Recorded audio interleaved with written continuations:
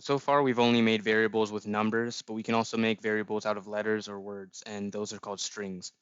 So I'll make a little example here. So say we want to make a variable called name that holds the value Roger. First we'd have to say name equals, and then inside of double quotes, Roger. You can also use single quotes, but just make sure that there's one on this side and one on this side.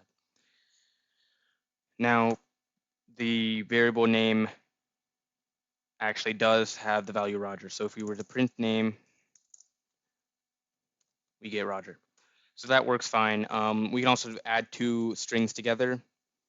So if we say last name equals Thomas, and say our full name equals name plus last name, and then we were to print out full name instead, you can guess what this would do. It'll give us Roger Thomas. And you can actually also multiply them. This might seem weird, but in Python you can do this. So maybe we want to just print out Roger 3 times. For some reason, we could do print name times 3, and it'll print out Roger 3 times. So that's nice and all, but strings actually have additional characteristics that number variables don't have, and that's going to be the fact that each character in a string has an associated index value. So the first character of a string is always going to have the index value of 0. The second character is going to have an index value of 1, and the third character is going to have an index value of 2, and it just keeps going on like that. Notice how we started 0 and not 1. That's going to be important.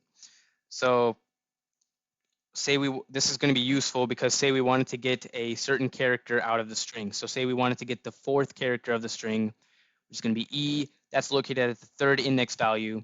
So to get that character, we would do something like name bracket 3 closing bracket. And if we do that, it gives us the output of E. As you can see, E is lined up with the third index value, so that would be the output. So we can actually try this in our editor. We can say name index 3, and that gives us E. Okay, so say we want to get the first character of the string, we can put name index 0, which gives us R. So that's good. Now we know how to get a single character out of the string, but say we want to get a substring of a range of characters out of the string. And to achieve that, we can actually use this notation right here. We're going to be doing name, and then inside the brackets, we're going to have two numbers separated by a colon. Now the first number is going to give us our starting position, and the second number is going to give us our ending position.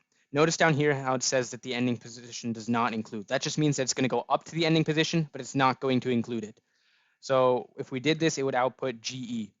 Let's see why. So it would start at index 2, so it's going to start at G, and it's going to go up to, but not including index 4. So then just GE, and does not include R. So it's just going to be GE. Here's another example. Starting at index 0, we're going to go up to, but not including index 3. So it'll output ROG because it'll start at R, and it's going to go up to, but not including 3. So ROG, not including 3, so just ROG. If you omitted the first value, it'll just assume that the first value is a 0, and it'll just start from the beginning and then go up to whatever you put here. So it'll just go from the beginning, which is R, and then up to the index 3, so just ROG again. If you omit the second value, it'll start here and then just go all the way to the end. So starting position is index 2, so it'll just start at index 2 here, which is G, and then just goes all the way to the end, so just GER. Now, interesting here, if you put a -1 inside of this index position, you actually get the last value of the string. So in this case, it would be an R because it's the last value in the string. Here's a more complicated notation. The first part is basically the same as before. We're going to have a starting position, an ending position that goes up to but not including. And additionally, we're going to have a third value, which is how much we're jumping by each time. So running you through this, we're going to be starting at index 0, which is R. We're going to be going up to but not including index 4, which is R, this R. And we're going to be jumping by 2. So we do R, 1, 2, G, and 1, 2, we're out of range. So it's just going to be R and G. Another example, I changed the string here just because it's longer. What we do here, we'd start at index 1, go up to but not including index 8, and jump by 3s. So we're starting at index 1, which is A, 1, 2, 3, R, 1, 2, 3, L, and then we're out of, and that's the end of the range. So it's just going to be ARL. Finally, so far we've been doing putting in an index number and getting out a character. We can also put in a character and get out an index number. So for example, if we want to know where the character A is located in this string, we can say name.index in parentheses and then in quotations A, and then it outputs 1 because that's the index location of the character A. So we can go ahead and try this one right here. Put name dot, we'll try it on the string Roger. So we could say name dot index. Inside of here, we could say E, find out the index position of the character E, and it is 3. And that makes sense because E is located right here, which is index position 3. Now, that's all for today. You can go ahead and try this out on your own, and I highly recommend that so that you can become more comfortable with it. So that's it. See you in the next one.